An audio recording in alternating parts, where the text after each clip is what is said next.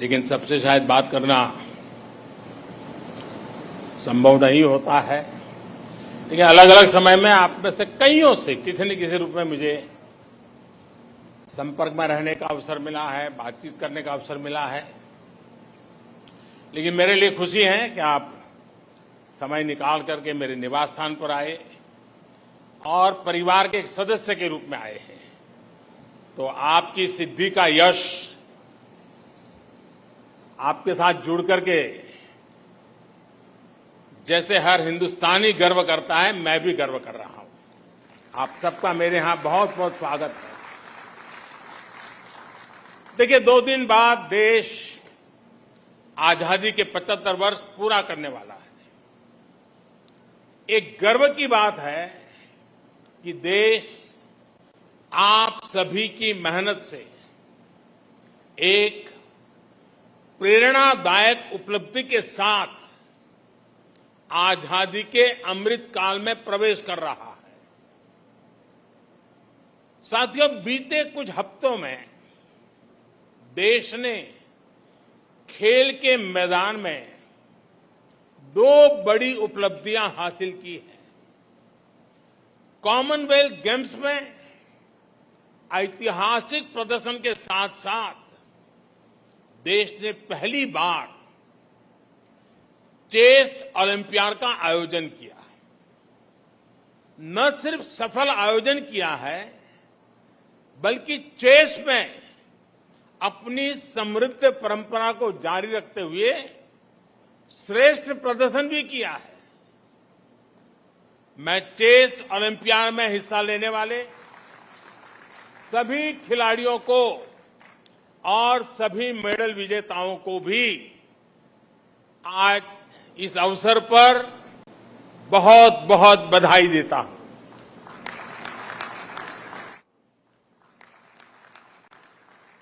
साथियों, Commonwealth games शुरू होने से पहले मैंने आप सभी से कहा था, एक प्रकार से वादा किया था कि जब आप लौटेंगे तो हम सब मिलकर के विजयोत्सव मनाएंगे। मेरा एक कॉन्फिडेंस था कि आप विजयी होकर के आने वाले हैं, और मेरा एक मैनेजमेंट भी था कि मैं जरूर कितनी ही व्यस्तता होगी, आप लोगों के बीच समय निकालूंगा और विजयोत्सव मनाऊंगा। आज ये विजय के उत्सव का ही अवसर है। अभी जब आपसे मैं बात कर रहा था तो मैं वह आत्मविश्वास, वो हौसला देख रहा था, और वही आपकी पहचान है। वही आपकी पहचान से जुड़ चुका है।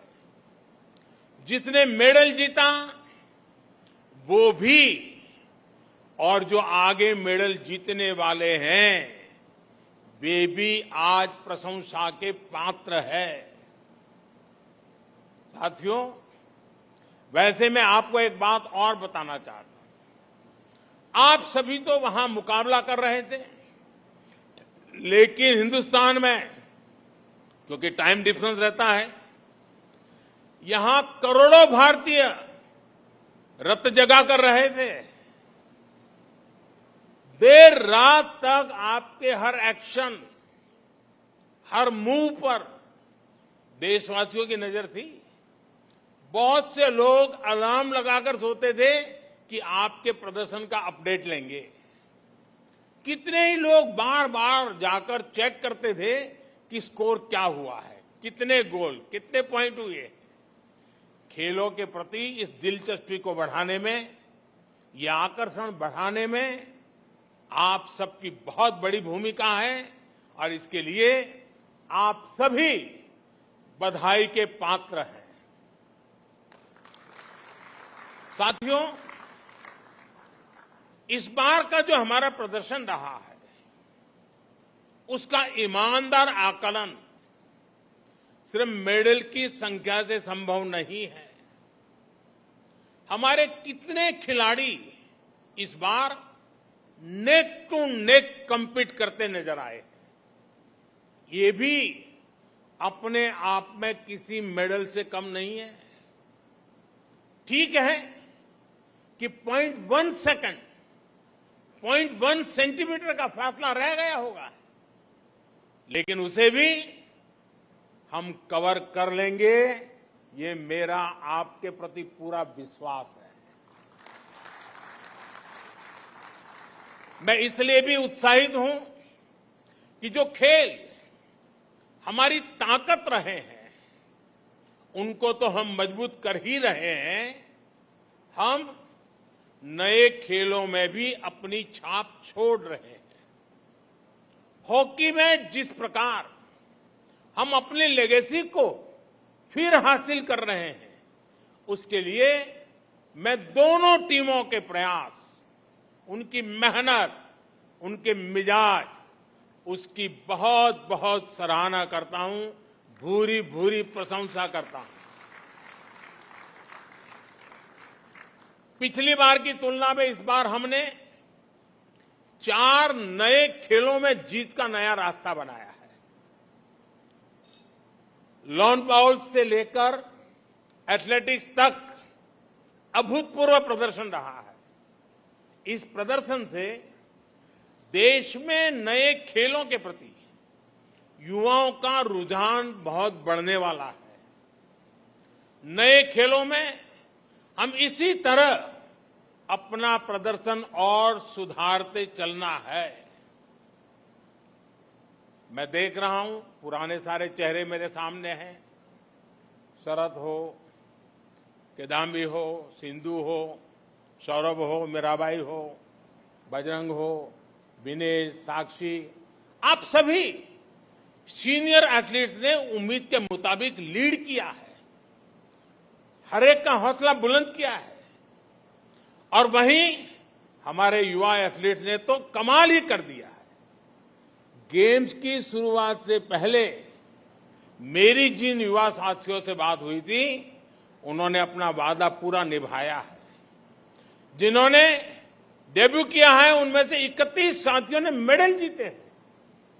ये दिखाता है कि आज हमारे युवाओं का कॉन्फिडेंस कितना बढ़ रहा है। जब अनुभवी शरद डोमिनेट करते हैं और अविनाश, प्रियंका और संदीप पहली बार दुनिया के श्रेष्ठ एथलीट को टक्कर देते हैं, तो नए भारत की स्पिरिट दिखती है। स्पिरिट ये कि हम हर रेस में, हर कंपटीशन में अड़े हैं, तैयार खड़े हैं। एथलीट्स के पोडियम पर एक साथ 2-2 स्थान पर तिरंगा की ओर सलामी देते भारतीय खिलाड़ियों को हमने कितनी बार देखा है। और साथियों, अपनी बेटियों के प्रदर्शन से तो पूरा देश गदगद है। अभी जब मैं पूजा से बात कर रहा था, मैंने उल्लेख भी किया, पूजा का वो भावुक वीडियो देख सोशल मीडिया के माध्यम से कहा भी था कि आपको माफी मांगने की जरूरत नहीं है, आप देश के लिए विजेता हैं, बस अपनी ईमानदारी और परिश्रम में कभी कमी नहीं छोड़नी है। ओलंपिक्स के बाद विनेश से भी मैंने यही कहा था और मुझे खुशी है कि उन्होंने निराशा को पीछे छोड़ते हुए श्रेष्ठ प्रदर्शन किया। बॉक्सिंग हो, जूडो हो, कुश्ती हो, जिस प्रकार बेटियों ने डोमिनेट किया वो अद्भुत है।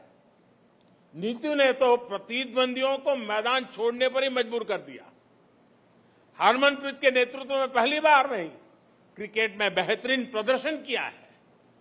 सभी खिलाड़ियों का प्रदर्शन बेहतरीन रहा है, लेकिन रेणुका की स्विंग का तोड़ किसी के पास अभी भी नहीं है।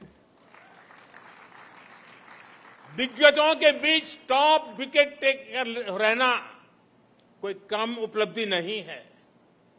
इनके चेहरे पर भले ही शिमला की शांति रहती हो, पहाड़ों की मासूम मुस्कान रहती हो, लेकिन उनका एग्रेशन बड़े बड़े बैटर्स के हौसले पस्त कर देता है। ये प्रदर्शन निश्चित रूप से दूर सुदूर के क्षेत्रों में भी बेटियों को प्रेरित करेगा, प्रोत्साहित करेगा। साथियों, आप सभी देश को सिर्फ एक मेडल नहीं, सिर्फ सेलिब्रेट करने का, गर्व करने का अवसर ही देते, ऐसा नहीं है, बल्कि एक भारत श्रेष्ठ भारत की भावना को आप और सशक्त करते हैं। आप खेल में ही नहीं, बाकी सेक्टर में भी देश के युवाओं को बेहतर करने के लिए प्रेरित करते हैं। आप सभी देश को एक संकल्प, एक लक्ष्य के साथ जोड़ते हैं, जो हमारी आजादी की लड़ाई की भी बहुत बड़ी ताकत थी। महात्मा गांधी, नेताजी सुभाष चंद्र बोस, मंगल पांडे, तात्या टोपे, लोकमान्य तिलक, सरदार भगत सिंह, चंद्रशेखर आजाद, अशफाक उल्लाह खां, रामप्रसाद बिस्मिल, अनगिनत सेनानी, अनगिनत क्रांतिवीर, जिनकी धारा अलग थी लेकिन लक्ष्य एक था। रानी लक्ष्मीबाई, झलकारी बाई, दुर्गा भाभी, रानी चेन्नम्मा, रानी गाइडिंलियो और वेलु नचियार जैसी अनगिनत वीरांगनाओं ने हर रूढ़ी को तोड़ते हुए आजादी की लड़ाई लड़ी। बिरसा मुंडा हो, अल्लूरी सीताराम राजू हो, गोविंद गुरु हो, जैसे अनेक महान आदिवासी सेनानियों ने सिर्फ और सिर्फ अपने हौसले, अपने जज्बे से इतनी ताकतवर सेना से टक्कर ली थी। डॉक्टर राजेंद्र प्रसाद, पंडित नेहरू, सरदार पटेल, बाबा साहब आंबेडकर, आचार्य विनोबा भावे, नानाजी देशमुख, लाल बहादुर शास्त्री, श्यामा प्रसाद मुखर्जी जैसे अनेक विभूतियों ने आजाद भारत के सपनों को पूरा करने के लिए जीवन खपा दिया। आजादी की लड़ाई से लेकर आजाद भारत के नवनिर्माण में जिस तरह से पूरे भारत ने एकजुट होकर प्रयास किया, उसी भावना से आप भी मैदान में उतरते हैं। आप सभी का राज्य, जिला, गांव, भाषा भले कोई भी हो, लेकिन आप भारत के मान, अभिमान के लिए, देश की प्रतिष्ठा के लिए अपना सर्वश्रेष्ठ प्रदर्शन करते हैं। आपकी भी प्रेरणा शक्ति तिरंगा है, और तिरंगे की ताकत क्या होती है, ये हमने कुछ समय पहले यूक्रेन में देखा है। तिरंगा युद्ध क्षेत्र से बाहर निकलने में भारतीयों का ही नहीं, बल्कि दूसरे देशों के लोगों के लिए भी सुरक्षा कवच बन गया था। साथियों, बीते समय में हमने दूसरे टूर्नामेंट्स में भी बेहतरीन प्रदर्शन किया है। वर्ल्ड एथलेटिक्स चैंपियनशिप में हमारा अब तक का सबसे सफलतम प्रदर्शन रहा। वर्ल्ड अंडर 20 एथलेटिक्स चैंपियनशिप में भी बहुत प्रशंसनीय प्रदर्शन रहा है। इसी प्रकार वर्ल्ड कैडेट रेसलिंग चैंपियनशिप और पैरा बैडमिंटन इंटरनेशनल टूर्नामेंट्स, इसमें भी कई नए रिकॉर्ड बनाए गए हैं। ये भारतीय खेल के लिए निश्चित रूप से उत्साह और उमंग का समय है। यहां अनेक कोच भी हैं, कोचिंग स्टाफ के मेंबर्स भी हैं, और देश के खेल प्रशासन से जुड़े साथी भी हैं। इन सफलताओं में आपकी भूमिका भी बेहतरीन रही है। आपकी भूमिका बहुत महत्वपूर्ण होती है। लेकिन ये भी तो मेरे हिसाब से शुरुआत है। हम संतोष मान करके चुप बैठने वाले नहीं हैं। भारत के खेलों का स्वर्णिम काल दस्तक दे रहा है। दोस्तों, मुझे खुशी है, खेलो इंडिया के मंच से निकले अनेक खिलाड़ियों ने इस बार बेहतरीन प्रदर्शन किया है। टॉप्स का भी पॉजिटिव प्रभाव देखने को मिल रहा है। नए टैलेंट की खोज और उनको पोडियम तक पहुंचाने के हमारे प्रयासों को हमें और तेज कर रहा है। हमारे ऊपर एक ऐसे स्पोर्टिंग इकोसिस्टम के निर्माण की जिम्मेदारी है जो विश्व में श्रेष्ठ हो, इंक्लूसिव हो, डाइवर्स हो, डायनेमिक हो कोई भी टैलेंट छूटना नहीं चाहिए, क्योंकि वो देश की संपदा है, देश की अमानत है।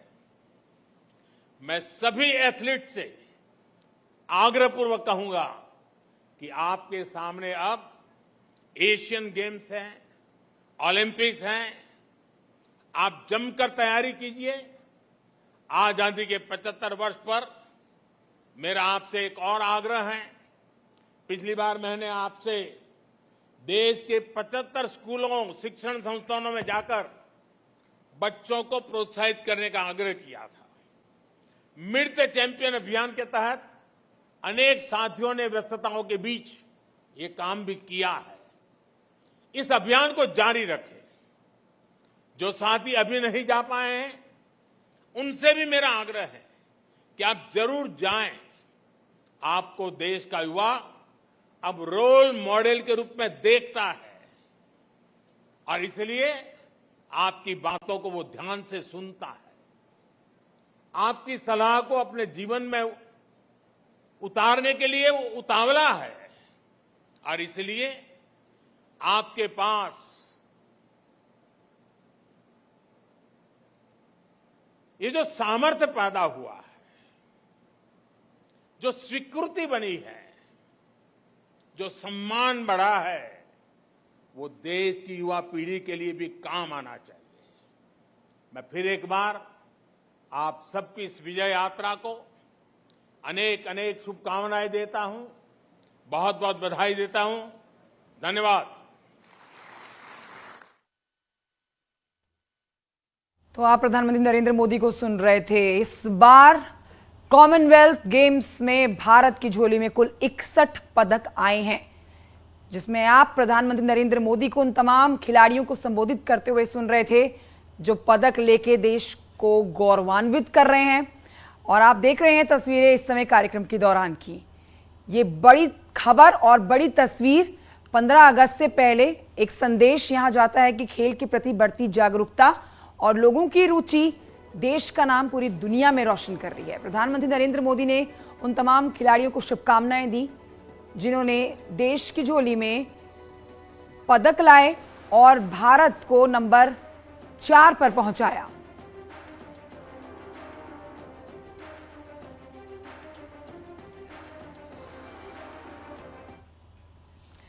और इस समय एक बड़ी खबर आ रही है गाजीपुर से, जहां आपको बताएं कि माफिया मुख्तार के परिवार पर एक्शन जारी है। अफशा अंसारी की संपत्ति कुर्क की गई है। मुख्तार अंसारी की पत्नी अफशा अंसारी की संपत्ति एक बार फिर से कुर्क की गई है। 6.5 करोड़ के पास की जमीन बताई जा रही है। अफशा अंसारी की संपत्ति को कुर्क किया गया। गैंगस्टर एक्ट के तहत यह कार्रवाई। इससे पहले भी आपने देखा होगा कि करोड़ों की संपत्ति को कुर्क किया जा चुका है। अब एक बार फिर से प्रशासन का हथौड़ा चला और बाकायदा मुनादी करके यहां पर संपत्ति की कुर्की को अंजाम दिया गया है, जिसकी कीमत 6 करोड़ 30 लाख बताई जा रही है। लगभग 6.5 करोड़ के आसपास कुर्की की संपत्ति की कीमत है। मुख्तार अंसारी की पत्नी अफशा अंसारी की संपत्ति को कुर्क कर दिया गया है। गैंगस्टर एक्ट के तहत ये बड़ा एक्शन एक बार फिर से। तो योगी सरकार का शिकंजा कसता हुआ माफियाओं पर, दबंगों पर, गुंडागर्दी करने वाले लोगों पर। ऐसे में सबसे बड़ा नाम माफिया मुख्तार अंसारी का लिस्ट में सबसे ऊपर आता है।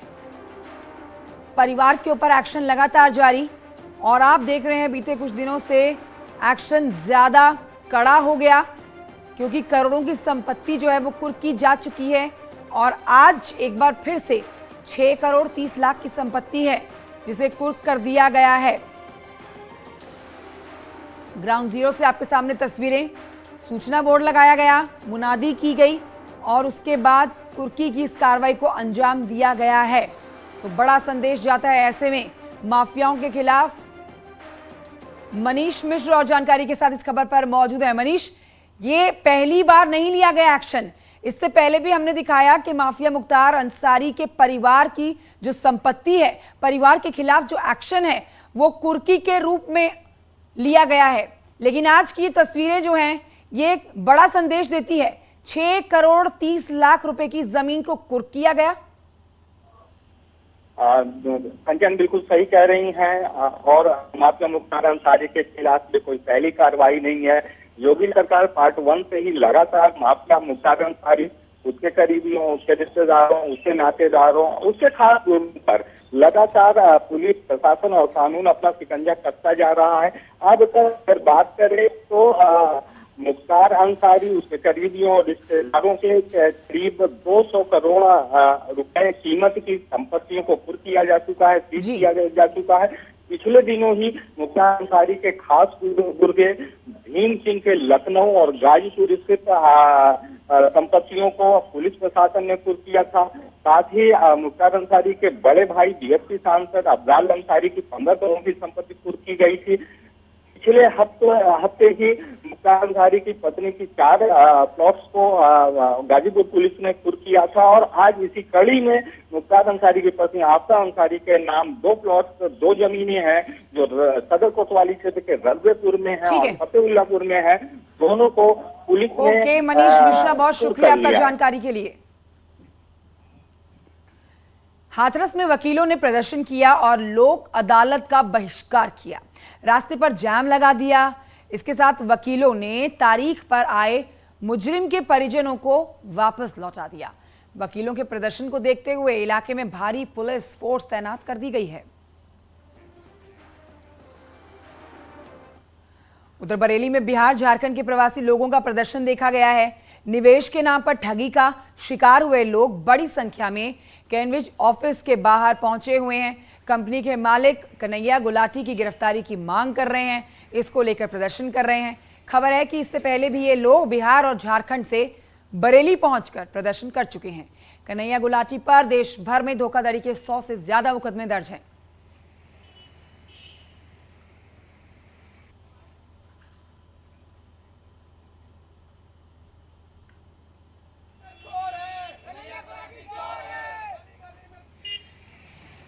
महोबा के चरखारी से विधायक ब्रजभूषण राजपूत ने लाल सिंह चड्ढा मूवी का विरोध किया। उरई स्थित घंटाघर चौराहे पर कजरी मेला में पहुंचे विधायक ब्रजभूषण राजपूत ने फिल्म को हिंदू और भारतीय संस्कृति के खिलाफ बताते हुए फिल्म का बहिष्कार किया। देश में तमाम ऐसी पिक्चरों का विरोध हो रहा है, ऐसे अभिनेताओं का विरोध हो रहा है जो भारतीय संस्कृति के खिलाफ में पिक्चरें बनाते थे। पिक्चरें देश में ऐसी बननी चाहिए जो लोगों के लिए मार्गदर्शनीय हो, प्रेरणादायक हो, जिससे युवा